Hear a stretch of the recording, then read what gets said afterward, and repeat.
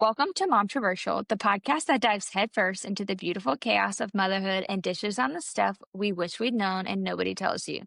This is your tribe for informed consent and unfiltered real talk. I'm Leah, a scrunchy nurse writing the Hot Mess Express, and I'm your girl's girl here to remind you that it's fine, you're fine, everything's fine. I'm Alyssa, a crunchy mom who's all about organic living. I'm like organized, opinionated, and your designated wing woman in any parenting bar fight. And I'm Tori, your chaos coordinator who will hold your baby and your secrets. And today we are going to be talking about rhythms and routines that we have for our kids in a way to just create a flow in your family without feeling this need or pressure to adhere to rigid schedules. We're just everyday moms who are chatting about what rhythms work for our families. Absolutely no perfection here, just real talk. So, the way we want to get this episode kicked off is we want to share what is one of your favorite parts of your daily rhythms that has surprisingly stuck with you guys and your families with the kids? I love just incorporating some form of outside time that me or the girls or all of the above, Mhm. if we're having a rough day or if we're just like bored inside. Um, but also, real quick, I have to give a shout out to Hattie Jean. I'm wearing my mom traversal sweatshirt that she got me. Is this Stop not it the right Let's now. ever? go. I don't know if everyone's looking at it like backwards, but I don't know how to fix that. So sorry, No, guys. it's That's so forward. cute. Recent I and love forward. it. Yay. Yeah. So it's like the most comfy sweatshirt, and it was the sweetest little birthday gift. Oh. And I can like rep Mom Traversal. So that's fun. One day we'll have merch for all of you guys, all 20 of you. Actually, I think there's 23. Oh my gosh. Amazing. We love you. Thanks for listening to us each week.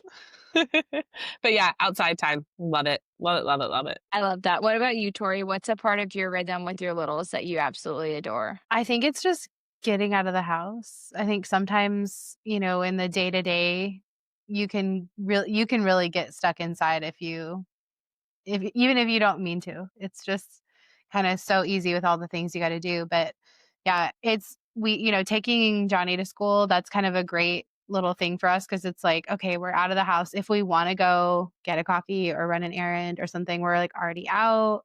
We get to kind of like get that part of the day out of the way, I guess. So I'm an outside of the house person. I do love being at home, but I definitely need like outside time, both physically outside and just outside of my home to like be out in the world. Yeah, I love that. I think for us, there's two parts of our rhythm that I really have grown to enjoy, and these have been recent additions. So I don't know if I mentioned this on last week's episode. Yeah, no, I did mention this. If you were listening last week, we talked about how I may combine my kids and have them start sharing a room.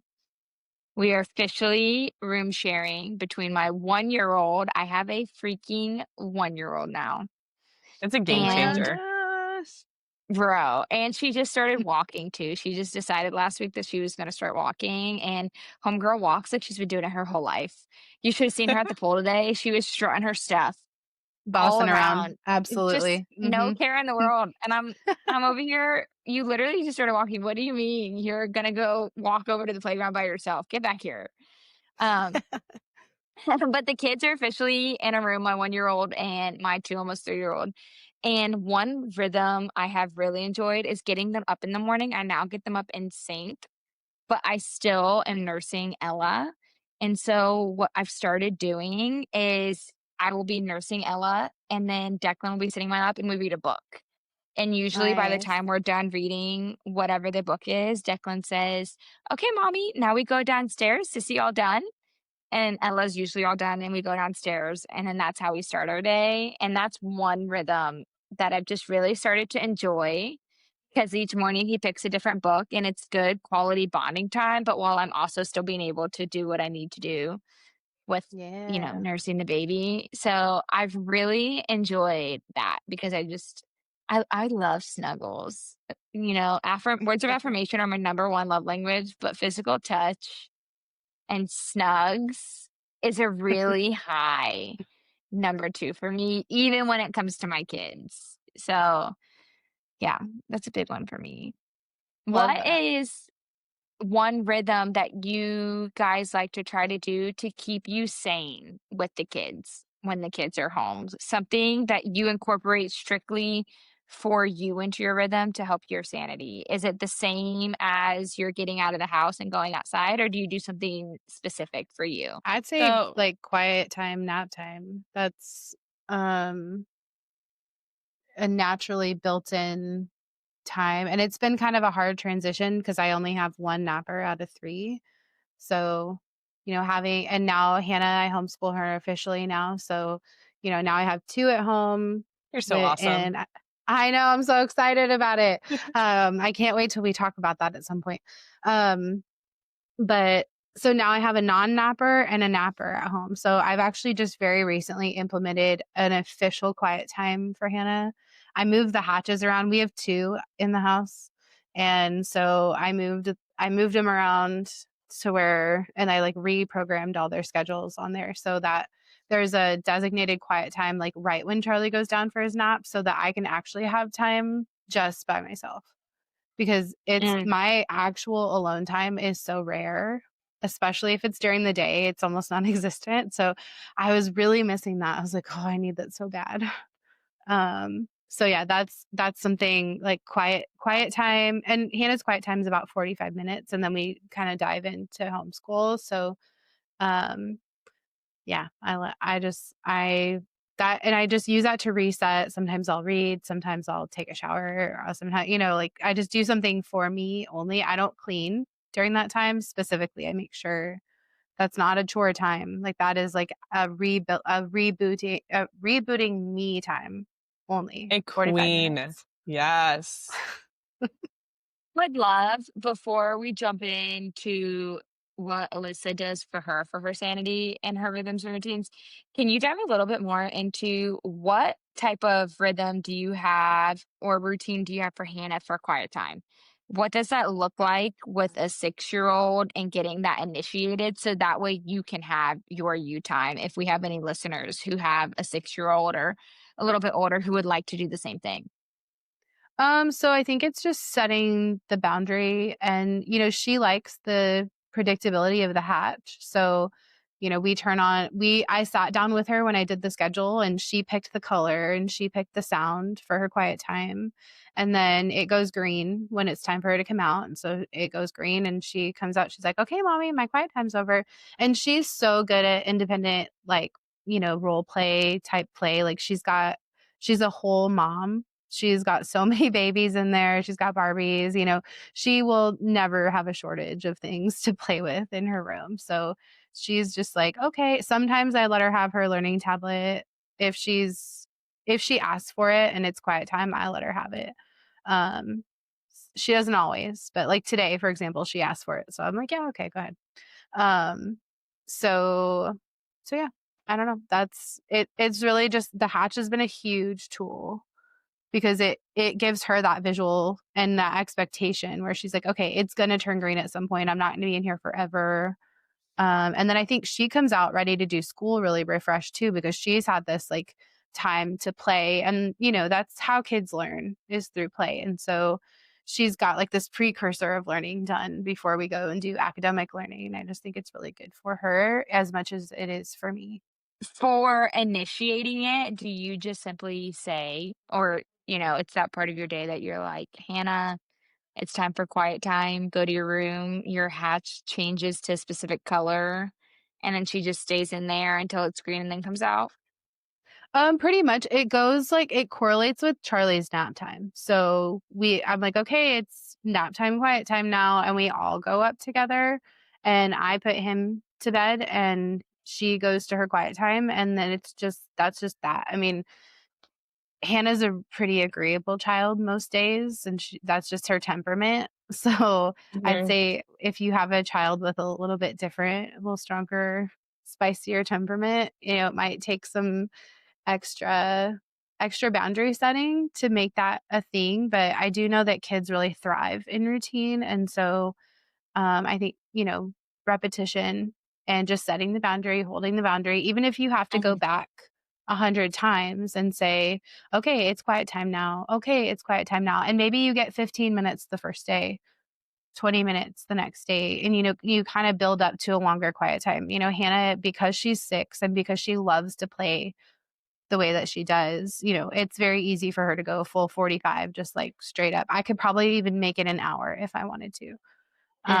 But I think for some kids, you might need to start smaller and then kind of build it out to however long you're kind of wanting to make that, depending on spicy or not spicy temperaments I love that. and how kids play too. Some kids are like kind of like pop arounders, they like flutter. They're little butterflies. They like flutter this thing and that thing and this thing, versus like Hannah is very like, she can play the same game for 45 minutes because it's not a game to her. She's like she is a mom. Those are her babies. And so she's just momming for 45 minutes and she's all about it. She loves it. So So I cute. love definitely that. temperament dependent.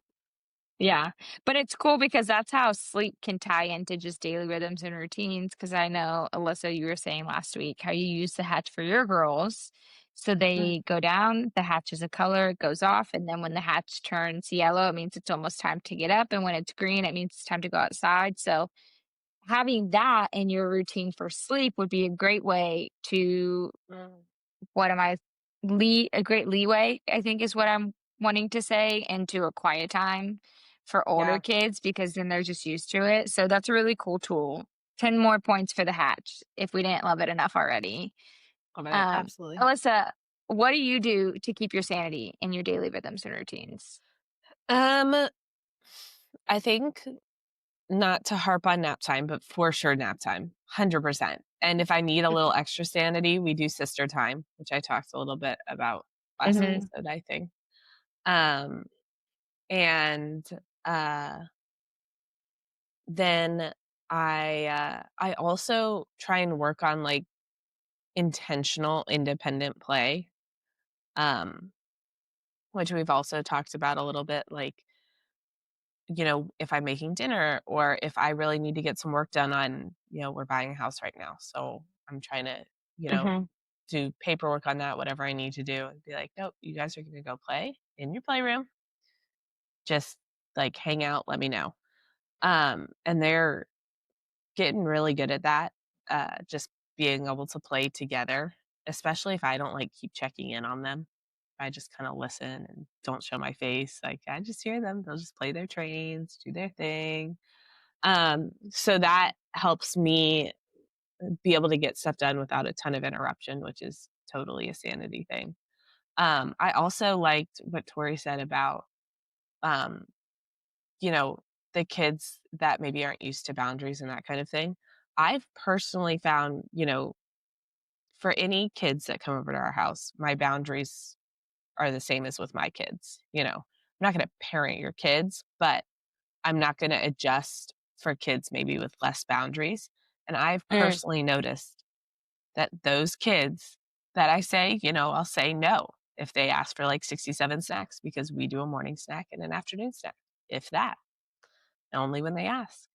So, I don't give them snacks the whole time. I say, nope, we don't play like that because that's not kind, that kind of thing. Like, just gentle corrections, I guess, to make sure that they are adhering to the boundaries that I've set for our house and for my children. Those are the kids that want to come back.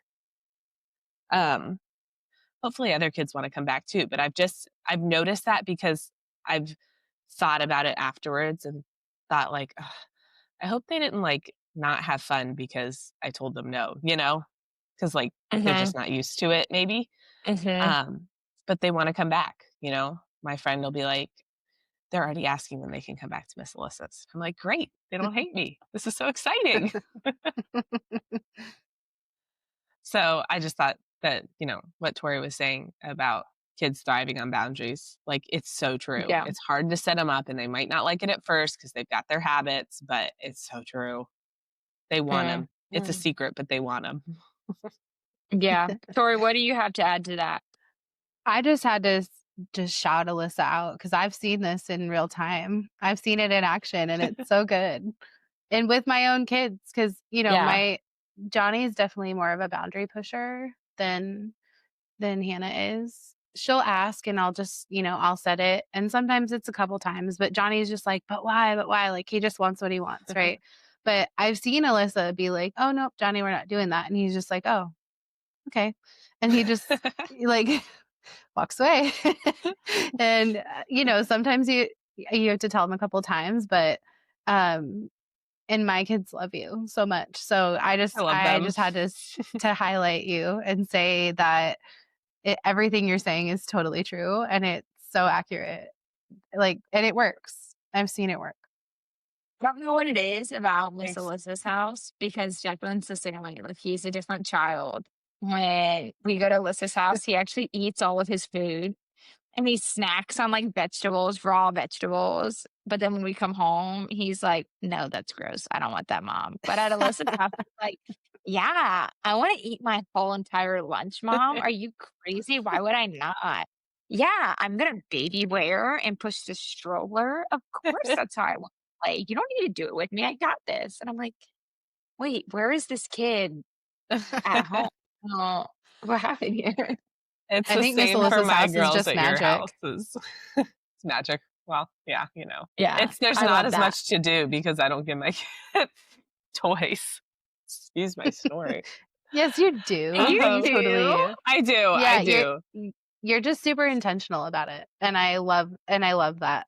I think um you make sure that there's not too many, which I think can be really overwhelming for kids. I hate Mhm. clutter. Um Overwhelming for me. and you Same. and you hate clutter. So you're Yeah. constantly cleaning your stuff out. And so it's like Stresses me if out. this isn't played with all the time and like really legit and you're really organized too. And so I think that super helps.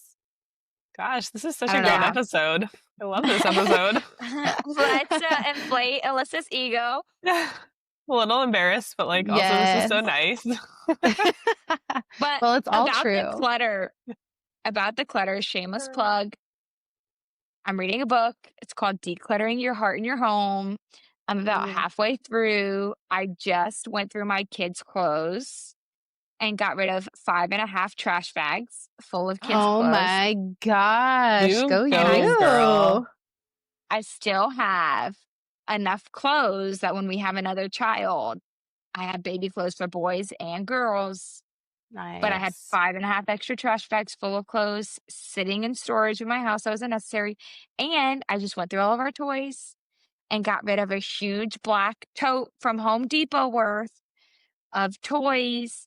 And let me tell you, baby, less is more because Declan has played Yes. so well with Mhm. less toys out for longer, better, more intentional. This and the book was giving me step by step what to do because I am not as organized as Alyssa is, and I just need to be told what to do, and I can follow directions really well. But that book, I'd say Decluttering Your Heart and almost no one's as organized as Alyssa. But she's Yeah, just next no. level. Next level. Okay. Literally, I got home last night from dropping Ryan off and I was like, Mom, do you like my pantry? I just organized it. And she's like, okay, Dad, open your pantry and looked at me and said, she's as organized as you always wanted to be. And I was like, that's rude. She was like, it was, but also it's true. And I Oh was my like, Oh my gosh. gosh. okay. I don't That's know. It just amazing. stresses me out if I'm not, so I have to do it. Like, it's a compulsion, Yeah, probably. I love that. I think back to rhythms and routines, I think the one thing for me to not be the same as you guys, because of course I love nap time while I have nappers. I think the one thing that keeps my sanity, especially for our summertime rhythm that we've had, has been going to the pool and water Yes. play has been probably my number one thing that has kept me sane that involves something we've done routinely with the kids. It's usually been our evening activity when Trav has had work or Trav has had rehearsal or his men's small group and he just isn't going to be home until after bedtime. And being able to go to the pool, they wake up from naps. I pack some snacks. We go to the pool. We play in the water. We're outside. We come home. That has been so instrumental to making our summertime in my house just so much more enjoyable, especially because in Korea, it is hot as Hades. It's so Mhm. disgusting Mhm. outside. And the pool has been just chef's kiss. So good. 10 out of 10. Even when we haven't gone to the pool, we have a little inflatable pool. And I put their slide in it and we fill it with water. And homie will go to town. Ella will try to go to town. She can't keep up as much yet, but they will just outside for hours and play in the water in their little pool, and it has made a huge difference because they're just so content, and I fully believe kids are meant to be outdoors and built to be Mhm. outdoors, so when you can do it and it's okay for them, I really strive to do that for our kids, and they're just better humans. They're better, I'm better, we're all better when we spend some time outside. Mhm. So Um, rhythms versus routines. What do you guys do for your personal lives? So, to define a routine is more of a regimented schedule, I would say, for this definition. So, for example, wake up at this time, snack at this time, leave the house at this time, eat lunch at this time, nap at this time, wake up and whatnot, and it's the same every day. Mhm. A rhythm is Mhm. more of a flow. So rhythm is we wake up, we eat breakfast, we play, we snack, we lunch, we nap, but there's not set hard and fast lines. What do you stick to more for your family and why? So this is gonna shock everyone. I like a routine. Um, You're kidding. Oh um, my gosh. yeah, their light turns green at 7:45. They're up, we do breakfast. Uh, I'll vary. Sometimes we'll be home in the morning. I like to do things in the morning, though. I feel like I have more time and flexibility in the morning than I do in the afternoon after naps, Mhm. because I have to make dinner. So, usually we'll go somewhere, do something, even if it's just like grocery shopping or whatever, in the morning. And then we'll come home, eat lunch. I've actually just pushed the girls' naps from like going down between 12 and 12:30 to 12:30 and 1 because they weren't sleeping. So I was like, okay, maybe you don't need to sleep this long. I mean, a Mhm. 3-hour nap. They used to Yeah. sleep nap from 12 to 3. It was glorious. But just doesn't seem to be the vibe anymore. And that gives us a little more time in the morning too, which is nice. We do lunch, then naps, then we wake up. And while we were in Korea, it was like a nice little routine where we just went to the gym. Right now, I usually will go, we have a treadmill in the house we're in. So I'll just try and like go on the treadmill while they're napping for a bit. And then when they wake up, we'll play outside. Or sometimes we try a couple of times a week to get together with my family or my in-laws. So that's usually when we go over there is after naps. Um, and then it's dinner and bedtime, usually baths. But that's pretty much our routine. We'll see how much it changes with Ryan gone during the week. I don't like baths personally. It's just not my favorite thing to do. So I'm sure I'm just gonna have dirty children during the week. It'll be like, Ryan, you gotta bathe them. Like someone's gotta do it. You only got Once a one week bath the whole baths. week. They'll, Yeah. they'll be fine. Oh, yeah. What That's about it. you, Tori? I kind of have a hybrid. I have some like hard things that I stick to, and then everything's kind of a go flow and go in between. Um, and I'm trying to be better about like a hard nap time for Charlie, but he's third kid energy, so it's really hard and I feel really bad, but it's just I'm not able to be like if we run over or having more than one kid, I feel like you have to choose between your kids sometimes. Um, and I had to do that today. And Mm, Hannah's been really, really, really struggling since her friend moved last week.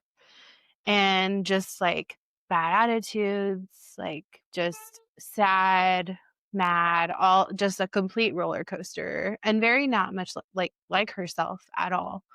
And we had a really rough start to our day. She was just like angry, poopy face, like everything. It was just bad. And so I was like, oh my gosh, what do I do? We went to the market today. We're headed back to the car. I spot that Smile pedicure place that gives you the 10-minute massage. And I Yes. was like, I just made a split-second decision. I called an audible because we were headed home for nap time.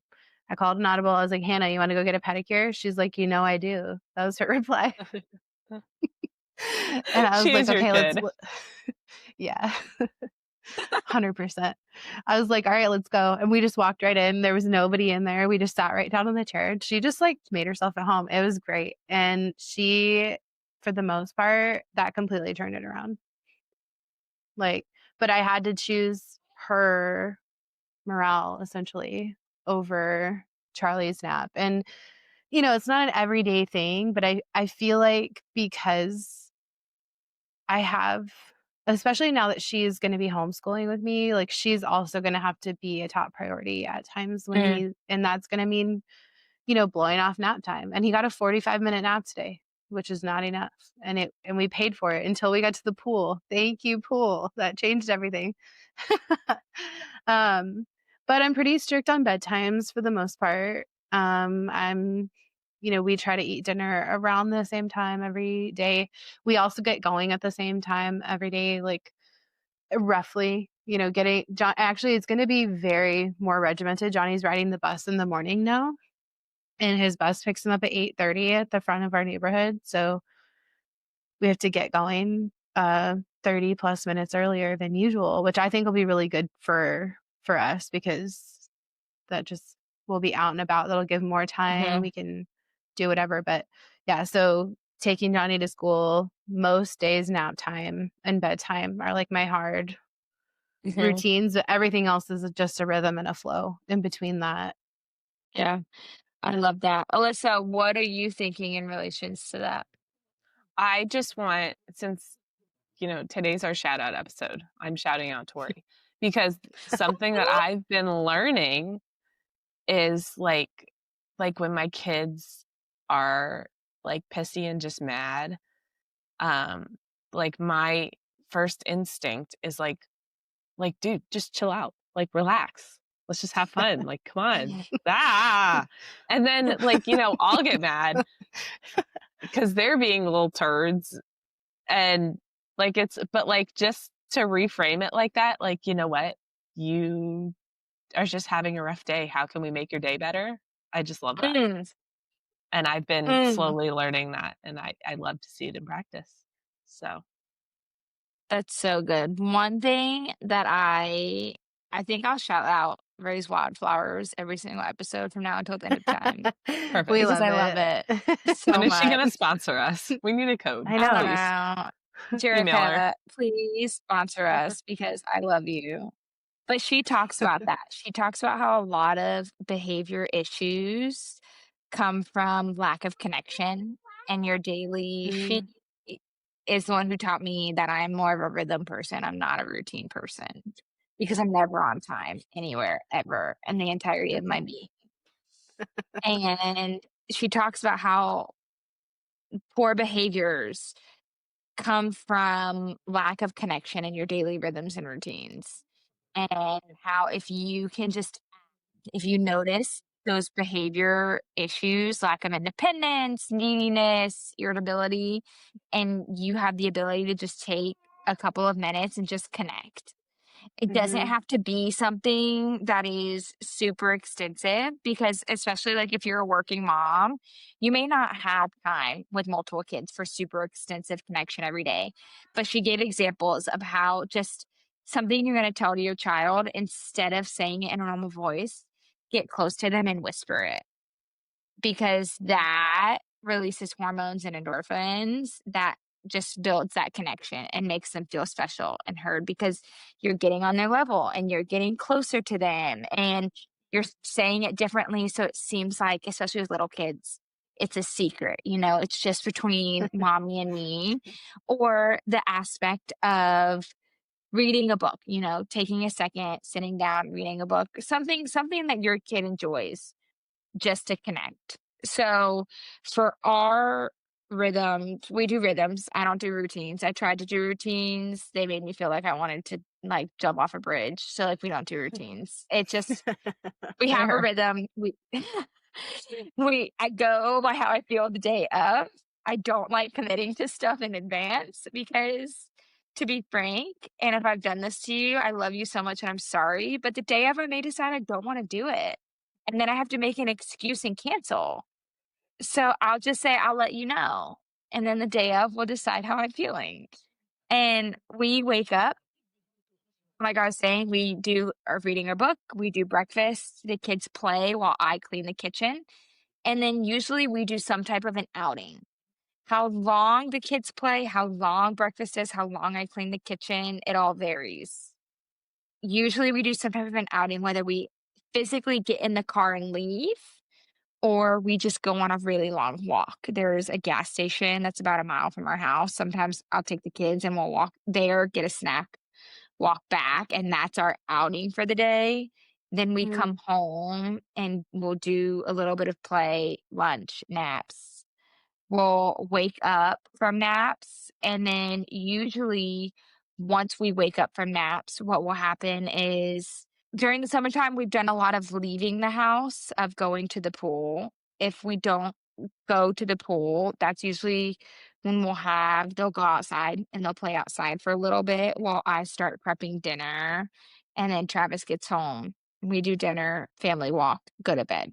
But the time of all of these things just totally vary based off of how I'm feeling and where the wind takes us. But it's cool because Declan has totally gotten the vibe of the rhythms and he'll know. He'll say, Mommy, can we go on a walk around the time of day? We normally go on a nice. walk. Or he'll say, Mommy, time to go bye bye around the time of day that we would normally do our outing in the morning. So he knows and he can predict it. And I've noticed that for him, it makes a difference because when we shuck the rhythm and we do something different, he's all out of sorts and he's like, whoa, what is going on? So I think there's something pretty magical about whether it's a rhythm or a routine, you do what works for you, but having something so your kids know what to expect. Because if they can anticipate and they know what to expect, they feel more secure, which then gives you more freedom. It actually gives you more freedom because you can go and do more things because you won't have as many of the behavior issues because Mhm. they have the confidence of knowing or being able to anticipate what's next. But I wanted to elaborate a little bit more on Tori when you said how when you have multiple kids, you feel like you have to choose one child over another sometimes. As we all Mm. here have multiple kids, I've experienced this as well. I would love to know, and then Alyssa, I want to hear your thoughts on it too. How do you go about in your daily routines or rhythms when you have to choose one? How do you go about choosing which child to cater to if you're having to make one of those stark decisions between the two? Um, I think I will probably choose who needs it the most. And I would say that usually not everybody needs something so direly, I don't even know if that's a word, but it is It's now. a word. So direly at the same time. um if they're where like so today using today again as an example, Hannah was, she's just really her heart is very broken that her friend is gone. And Mm, I think it's her first time really experiencing that, having like her best friend moving away or having to leave her best friend. She did have a best friend when we lived in Germany, but she was 3. So it was a little different. Now she's very aware and really understands much more of the process of like, okay, it's going to mhm, be a really long time till we see this person again. Um, but yeah, so she is very much in her feels. And um, so knowing kind of what she's going through, and I think it just is really important to stay connected to your kids because, and having that cognition of she's not just acting like a little turd, she's hurting, she's emotional, she's processing grief.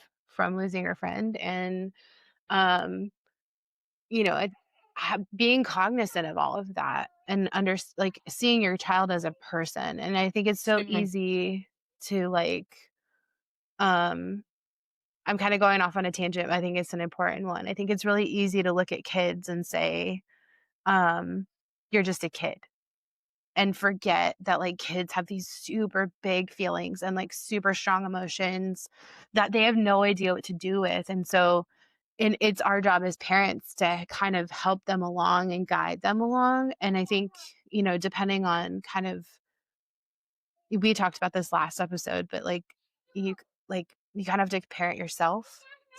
Mhm. Once you become a parent, you have to reparent yourself a lot of times based off what you might have gone through in your childhood or what you experienced. And so I think for a lot of people, it's really hard to like deal with those big little kid emotions, because they're like, whoa, whoa, whoa. They feel really unsafe sometimes to our bodies. Like, whoa, what's happening? But Mhm. kind of stepping outside of that and realizing that they need us to help regulate their emotions, is just so invaluable. And Mm. seeing them as little people instead of little children, little kids, I think really helps the perspective. But back to how I decide, I think today I knew that Hannah's need was bigger than Charlie's need for a nap, a long, a real solid nap. Now, if the roles were reversed and, let's say Hannah was still going through what she was going through, but Charlie was just like all out of sorts, he desperately needed a nap, then I would have prioritized the nap. So it just I think it just depends on the needs of your kids, and staying in tuned with that is how you'll be able to decide who needs what. Mm. Mhm. That's good. What do you have to add to that, Alyssa? I think that I kind of same, like, I just kinda go off vibes, like, you just really seem like you're struggling, or, like, maybe we're gonna push nap time a little bit, which Reagan can handle, but KK, it's harder for her. So maybe I'm gonna wear KK while we do whatever it is we're doing that's gonna push nap time, because that gives KK her security, and it lets her at least rest a little bit and wind down, which she needs. But I think, like, a big thing is, like, I'm just gonna do what I'm gonna do, and I'm not gonna be not that I'm not gonna be sorry about it, like, I did the right thing no matter what, but, like, I think this is, like, especially choosing your kid to prioritize at some times or another is a big mom guilt thing, and I'm Mm. just, you know what? I did this because I felt like it was the right thing to do, and maybe I won't do it next time, but maybe I will. And, I think a big thing also that we get from, like, maybe family members, I would say outside family members a lot, is like, "Well, why can't they skip their nap? They did this one time." Or, "Why can't they do that? Because you did that this one time." I'm like, "Because I'm not doing it this time. Because that was an exception. Because whatever. You don't even need a reason. Because they're my kids. Because I said so." You can tell a family member that, okay? Because I said so. But just don't think about the mom guilt. Don't let it worm its way in there. You did what you thought was best for your kid, and that is the best you can do. So congratulations. You did a good job. And that's kind of how I operate on it. Mm. I love Love that. that. Don't you love how I feel like it's not until you become a parent. The moment you announce to the world you're pregnant with your first child, everyone and their mother decides that they have the right to give you an input and tell you their thoughts, feelings, recommendations on how you should parent. And don't get me wrong, when you're a first time parent, a lot of times you're welcoming that. But then once I'm already in the parenting mode and I don't ask you for opinions and you give me your unsolicited opinions without even us truly having a conversation about it, those are the moments that really just get me so heated because nobody asked you. unless I ask you, don't give me your advice. I'm Tell sorry, them. that's brash, but I'm saying it for everyone here because we all feel the same way. Unless I've asked you, don't give me your advice, because if I haven't asked you, it's probably because I don't want your advice. Um, but I also wanted to piggyback off of what you were saying, Tori, about I feel like the hardest part of parenting, and I've said this to my mother multiple times, is having to learn how to parent myself has been the hardest part about parenting. And that has been something that I have really learned when we've been developing our routines and our rhythms with my kids, is I've really had to learn myself more and Mhm. learn and understand not just what they need, but I've had to learn and understand what I need, because if I am neglecting myself and being, the social media martyr mom that everyone talks about, or that you Mhm. see everyone sharing all these things about, I can't be the best for my kids. And so when we are choosing what we're going to do for the day, a lot of the times I will make sure I'm taking care of my kids, but I'm also going to choose something that is what I want to do. I'm not going to do something that I don't want to do just for them, because I'm also a human being and need to take care of myself just as much as I need to take care of you. So what are your thoughts, Tori? I Sorry. really I really like that. I think it's so many people kind of lose themselves in the parenting and like put the kids first every time.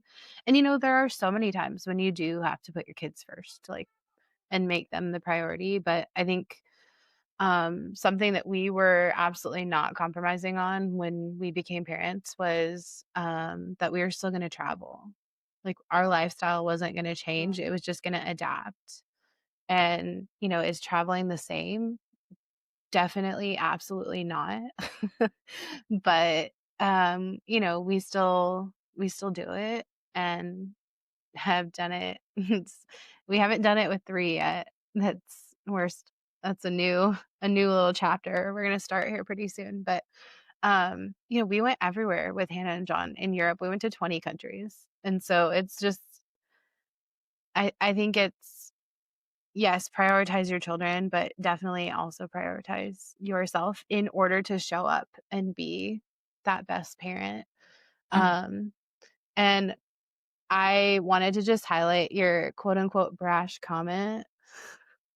It I love it because it's very you, first of all. But second of all, this is mom controversial. We're not filtering it out, okay? Like, Amen. that's like why we're existing here. But also, third thing, I agree fully. I think I used to be very outspoken when I didn't agree with somebody. And now I'm just like, okay. And like, I just, because it depends on who it is. I, if I think my mom, sorry mom, I think she knows better a lot of times than to try to give me advice at this point. But unless I ask for it, or sometimes she'll just gently say it, or but to try to force it, like, oh, but you really should, like, I'm gonna stop you right there. And it's not just my mom. This is not like a shade on my mom. This is literally anyone. But I'm really set in my choices, and I'm really like I feel really strongly because of the research and the conviction that I've had in all these things. Um, I mean, I'm not out here just like willy-nilly, like, oh, I just think based on one Instagram reel that I should do X, Y, or Z. Like, this is I think this is very true for all three of us. We might see an Instagram reel and then dig further in, be like, what's going on here? Mhm. And that's where the convictions come from. And so, absolutely. Like, but for me, like, you can give me parenting advice if you want to, but I won't be listening to That's beautiful. I My thing have to is say for our honestly, listeners, I do. Oh, you go. sorry. I was gonna say I totally agree with that, but also I'm like, sure, give me your parenting advice. Like, first of all, it's either gonna lead to hopefully a productive conversation, like maybe we can talk it out. But like also maybe it'll be a great idea, but also maybe it won't and I'll just completely ignore you. And you have no right to be butthurt about it. I think that that's what gets me. Like, I don't care if you give me advice. Like, I don't know everything, you know? Maybe you've got a good point. Like, the amount of times the two of you have been like, this is what we do, or this is what I was thinking about. And I was like, oh my God, how smart. What if we've just brought a couple toys to the restaurant? Like, what the heck? Um, but Yes, go but then Leah. it's when someone gives me advice and then I don't take it. And then they take it as like a personal like insult. And I'm like, dude, chill. And then I'm like, okay, now I really don't want your advice because this is your personality. Leah raised their hand. You go, girl. Yay. I was gonna say, um, when it came to, me telling people, like, I don't want if I don't ask for your opinion, don't give it to me. I do need our listeners to know if I have given you unsolicited parenting advice, because I am guilty as well. I at least want to admit that I 99% of the time will tell my friends, I know you didn't ask for my opinion, or We're I aware. know that this is my unsolicited advice. So I at least, if I give you opinion or thoughts you didn't ask for, I will preface that I know you didn't ask for this, but here are my thoughts, take it or leave it. And so when people want to come and give me their opinions or thoughts like that, if it hasn't been asked for, I don't mind it at all, because at least it's showing your ground of you're not the parent, it's not your family, you're just sharing because you just genuinely are wanting to share because you love me and want to help me. Not that everyone who shares doesn't love and want to help, but it's just the humbleness of admitting that at the end of the day, and this is something that I've learned through therapy is like a big deal for me. Like, I am still the parent. I am the mother. Mhm. And Mm. I need it to be respected that I am the parent, rather than I struggle when people try to do my parenting for me and not respecting me as that authority because they don't view me as that. But that's like a whole nother tangent for another time. So back to rhythms and routines. What do you guys do in your daily routines and your rhythms to help you get chores or house stuff done while being home with the kids? Since Tori, you have Hannah who's home now, so you have six, and you have Charlie, who is Charlie 18 months now. Uh, he'll be 18 months next month. Okay, and then Alyssa, you have Ray Ray and KK, so you have 3 and 2, right?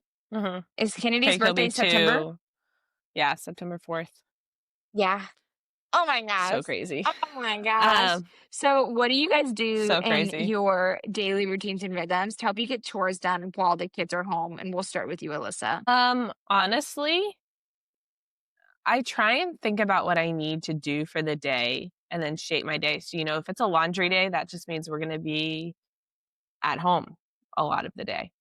And so when I start a load of laundry, I set my watch. I set a timer so that because I will 10,000% forget about it. Like, there's Mm. no question I will forget about it.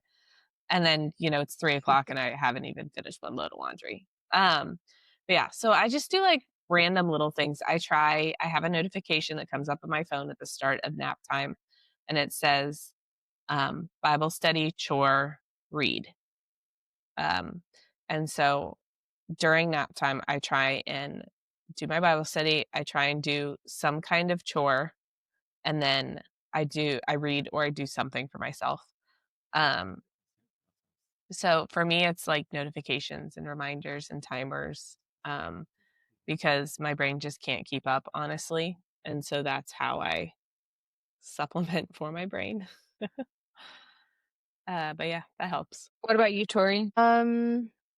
So this is an area that I like severely struggle in. I'm just gonna call myself out. I'm so undisciplined about doing chores on like I've tried so many different ways and I just haven't found like my thing yet that's just gonna stick. So I'll be like really good at doing something for a little while and then something that's really big for me is when I have a disruption in my routine, either like an illness or a change of like scheduling or a change in my rhythm and routine, then I get really thrown off. So I feel like I'm constantly like reevaluating and kind of readjusting this for myself until I find something that works. And then, when it doesn't work anymore, I adjust it again. But something I just implemented was chore charts for my kids. And I delegated some of my own chores to them because I'm like, why not? They're old enough, they can do it. Um, so I made chore charts. They're on the fridge, and they're just little things. Johnny, I unload the dishwasher, but Johnny puts the dishes away. Hannah vacuums like the kitchen. Our kitchen and living room are connected. They're like the same room. So Hannah vacuums the kitchen living room at the end of the day. And there's some other stuff thrown in there. Johnny has to put his laundry away. Hannah has to fold and put her laundry away once a week. Johnny waters my plants once a week. Um, he wipes down the tables in the living room once a week. It's just like these age appropriate things. I actually use ChatGPT to like ask what age appropriate chores were for 4 and 6-year-olds. And that helped me. I had already put a few chores in there, but that helped me kind of build out and make sure I wasn't giving anything that was not age appropriate. Um, and yeah, so that's helped a little bit and it's helped me stay on more of a rhythm because I'm like, okay, I have to help enforce their chores so that they can build good habits. And okay, this is going to sound like one of the stupidest things I've probably ever said, but I did not realize how much you had to teach your kids how to do stuff. That Oh, it's not yeah. just you don't just inherently know how Amen. to do it, like how to do something or follow a direction or have a habit or something like that. Like you have to teach all these things. And I'm like, wait, what? I feel like I had a real hard, like rough and tumble start into motherhood because I just did not conceptualize that very well. I didn't.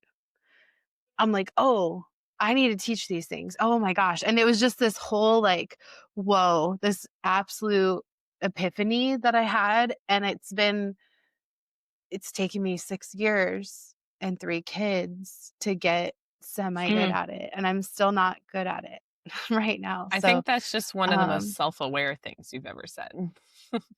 thank Because we're all you. thinking it. Like, I don't hear it talked about. And, mhm. um, it's just one of those things that I just have really super struggled with, like, oh my gosh, I got it. And I feel like with Johnny and Charlie it's so much easier because I'm like, oh, I already did it with Hannah, I know what to do. But with her it's like, oh my gosh, I got to do this and I got to make sure she knows about this. And I just I'm constantly feeling like I'm not teaching them enough stuff. And so yeah, anyways, back to rhythms and routines. This is like a whole aside. This whole episode is It's fine. rhythms and routines with an aside. Um, but yeah, chore charts, we're loving it. And then I've been giving Hannah opportunities to earn extra money um, to do chores that are not on her chore chart, like folding extra loads of laundry or organizing something. And she loves that. I also use it as a consequence. If she does something consequence worthy, she has to fold that little laundry for free now instead of getting paid for it. So Okay, little I saw parent tip. something. I love that. And I saw something a while ago, but I just haven't been able to implement it yet because my kids can't do math. But it was a consequence chart, and different consequences had a different amount of points, and you had to do chores to add up the points to like make it okay. So like if you like hit your brother and that is a 40-point consequence, you had to do 4 10-point things or 2 20-point things to get, Ooh, out of trouble. And I just was like, dude, this is genius. I just can't wait till yeah. my kids can do math and I can implement that. So when I was a kid, we weren't allowed to like just freely watch TV. We had to play outside and read books, which is why I like books so much. But my dad made a chore chart where chores equaled points. And you cashed in your points on the weekends to watch TV. But you only had, it Okay. was so intricate. This is like the most curl thing ever. And you only had like certain time slot that you could cash in your points, and you like had to do your chores to then be able to like watch TV. So mine was like the reverse. Was I'm we had to obsessed. do stuff to get what we wanted. And so I remember that's how I got to watch High School Musical when I was a kid Nice. because I loved it. So much for What a good Wizards of movie. Waverly Place on Disney Channel. Oh, Oh, That yeah. yes. was Mhm. the oldie but a goodie, man.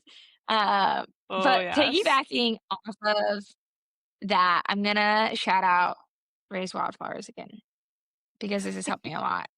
We really need a code. That one, We really do. I know. I wish she had an affiliate thing, but she doesn't. So I'm just doing this for free because I love it so much and it's made a difference for me. But one of the things she talks about, and this is to just encourage you, Tori, is like you don't actually have to teach your kids as much as we think. Kids learn by observing us. And you and I have talked about this a lot of modeling behavior. And Mhm. that's a big thing for me. Why, when we go back to this screens episode, and we talked about how a lot of us just don't like screens, and or we just don't do screens for the younger kids in our lives because they need to be aware of their surroundings. They need to be aware of their home. And if we are constantly trying to fill that void with entertainment, they're not going to be able to just observe and see the chores that need to be done or see how things are done. And anecdote is Declan will take my thief cleaner. Don't get me wrong, he's 2. Homie does not clean super great. But he'll take my thief cleaner and he'll go spray the sliding glass door. And he'll take a towel and he'll go wipe down the door when I'm cleaning the kitchen sometimes in the mornings. How Or if cute. he spills, he will ask for a napkin or a baby wipe and he'll wipe up and he'll clean up his mess. And I haven't intentionally taught him this is how you do this. He has just observed through Mm. me doing it. And so your kids are learning more from you than you realize, Tori, as you're modeling and showing them what to do. So I just wanted to affirm you in that. And that's how part of we get stuff done is I just do stuff around them. But I've also been through my other book I've been reading. I've been implementing systems at my house. So, for example, I started a laundry system and I've ex-nayed a lot of excess clothing. We don't need more clothing than what my kids are actually going to wear. And Mhm. I will wash whites on Monday. I will wash Travis's uniform and my cloth diapers on Tuesday. I will wash on Wednesday the colors. I will wash on Thursday Travis's uniform and darks. I will wash towels on Friday, sheets on Saturday, kids' clothes on Sunday. And I'm only doing that one load, which then makes laundry more bearable and it keeps it running without me feeling overwhelmed because nothing gets me peeved more than having a mountain of laundry and I just want to go to bed. Mhm. Or Mhm. I've folded said mountain of laundry and my toddler comes and wants to Oh. throw all of the laundry back on the floor, no longer folded. Um, the other thing I've done that has changed my life, truly changed my life, is I load the dishwasher every single night, no matter how full it is, and I run the dishwasher. I unload it in the morning after breakfast. That's part of my cleaning the kitchen. And then it's empty. And so throughout the day, everything gets rinsed that is dishwashable and put in the dishwasher. And if the dishwasher gets full, instead of just reaching in the cabinet for another dish, I take a dirty one that's in the dishwasher already and I hand wash it. And then I use that one instead of adding more and having to do Nice. multiple loads or multiple hand washing. And that's changed my life and my kitchen cleanliness. I will die by that. And that was from the book, that the decluttering your heart and your home.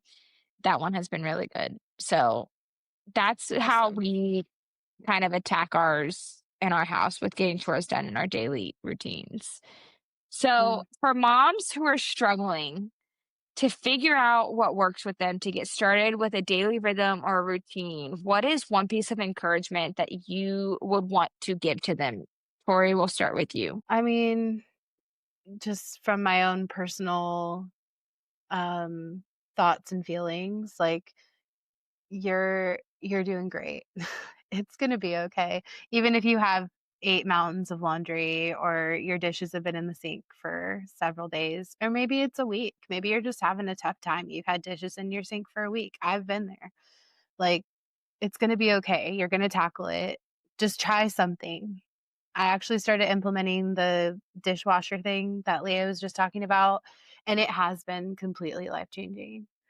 And so just picking one thing that you think might help. If that's decluttering a shelf, if that is getting rid of half of your kids' clothes, if that is washing special laundry on special days, delegating chores down to your kids, whatever that looks like for you, just pick something and try it.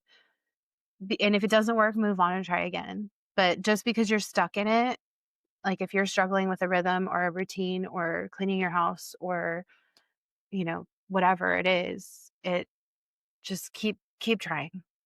Don't give up. You could do this. You got this. You're Yeah, so I would validating. say you are so nice.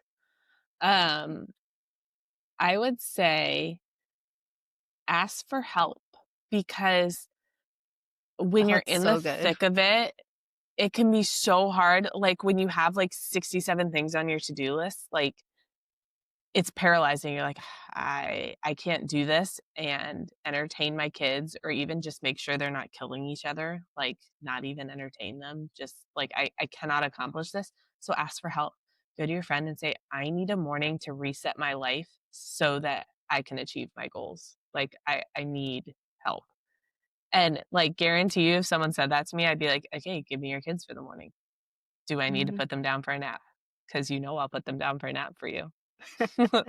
Like, just ask for some help because so many people are so willing to help you out. And Mhm. even if like I can't, I will probably say, but I can tomorrow or I can on Thursday. Just let me know. So ask for help. That's good. I think for me to add to it, my piece of advice, if I'm not going to copy and paste from you guys, my piece of advice would be creating systems in your life, creating systems to set you up for success. And if you're like me, I struggle to be creative. I'm not innately a systematic creative person, even though I enjoy them.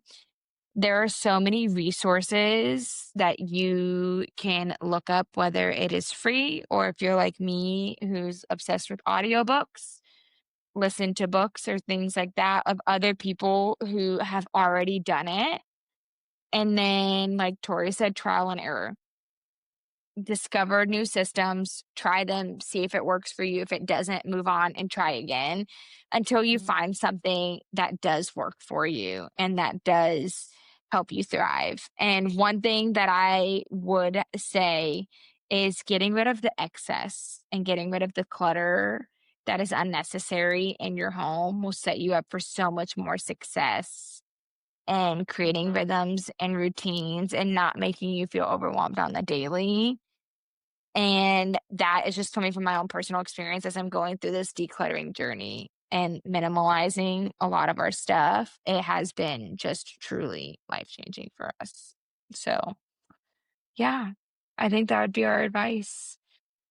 So, that is wrapping up the rhythms and routines part of this episode. Every week, we like to end our episode with a mom controversial moment.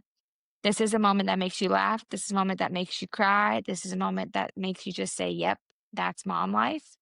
And this week I've decided I'm going to start the mom controversial moment.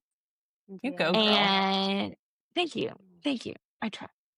And I wanted to throttle my 2.5-year-old today because He has started calling me Miss Leah.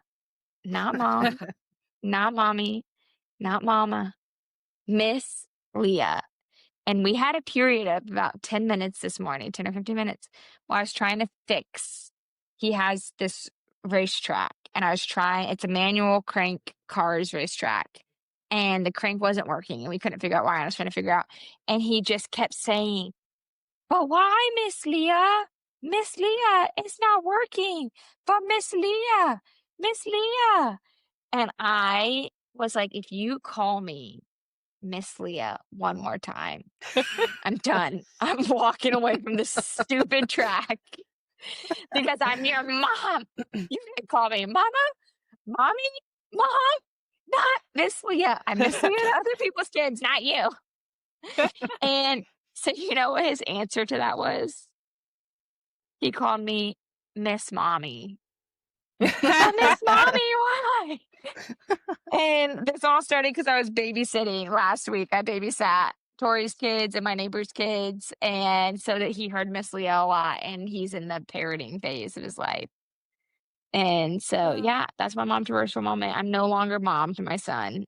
Not even Leah. I'd be fine if he just called me Leah. That's fine. But for some reason, the Miss Leah, and I think it's because Miss is from manners, right? So to me, I know it's a respect thing, but it removes some of the intimacy of people, my friends who just call me Leah or my husband or whatever. That even if Declan just called me Leah, it wouldn't bother me. But the fact that he calls me Miss Leah as if I'm not his mom just kills me. So Oh yeah, my gosh. that's me this week. Okay, Let's so go. I also have one where I wanted to Yeah. throttle my child. Reagan has started giving me not the answer I want from her when she's in trouble. And I say, you need to say yes, mommy, or you need to say I'm sorry, mommy.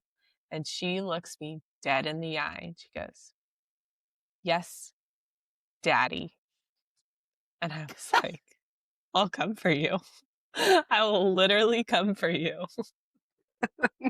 And she will double down on it too. And I'm like, who do you think that you are? Who?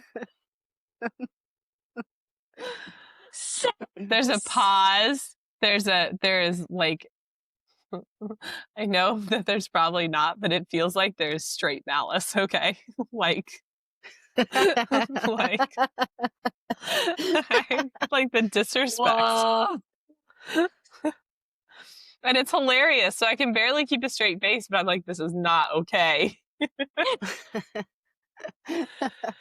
Oh my gosh, that's so funny. Yeah. I'm not ready for that. We're not there yet, but I'm not ready for it. It gets better and worse at the same time. Tori, what's your moment?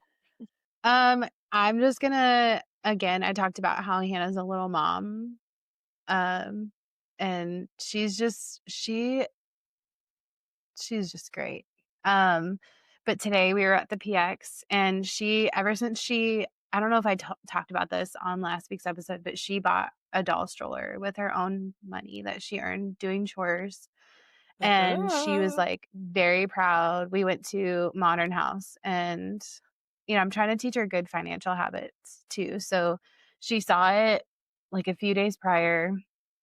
And she was like, I really want that doll stroller. I was like, okay, we're not going to buy it today. If you still want it in a couple days and, spend your own money on it, we'll come back and get it.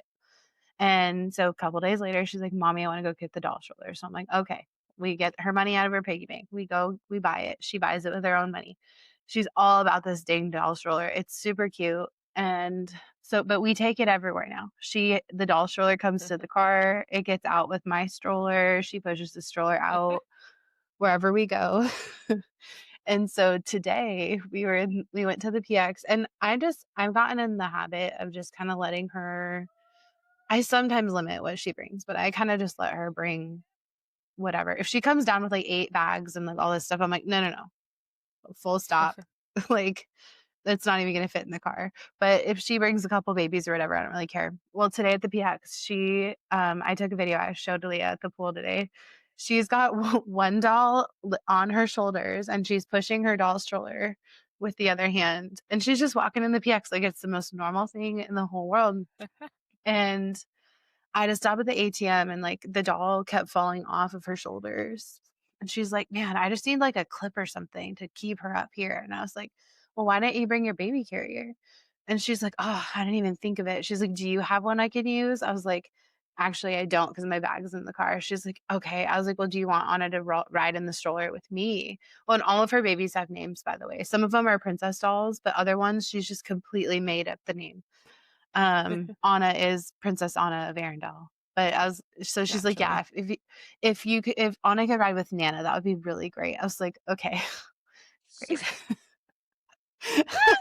You're like But really Nana. I really am. I really am. So I don't know. It's just I just wanted to my mom controversial moment is just seeing I just feel like she's gonna be such an amazing mom one day, like in her real mom. Like she takes care of her babies. Like she's like, Mom, I have to put my kids to sleep. Oh, Anna is just having a day. She needs a nap, but she won't take one. I'm potty training Isla. That's what she told me earlier today. Like it's just all these things, like all the real and that's where the parroting and like the stuff comes in where you just really see all the things that they're picking up and it's like, oh wow. But yeah, she's just gonna be such a good mom one day and I just love that for her. So next week, we are chatting about toys and what works for independent play in these daily rhythms. If you have a favorite moment, a secret, a tip you would like to share, something you'd like to see here on Momtroversial, hit us up on Instagram at Momtroversial Podcasts. Until the next time, stay real, stay curious, and join us next week for some more bold mom talk. Until then, keep it Momtroversial. Bye, friends. Bye.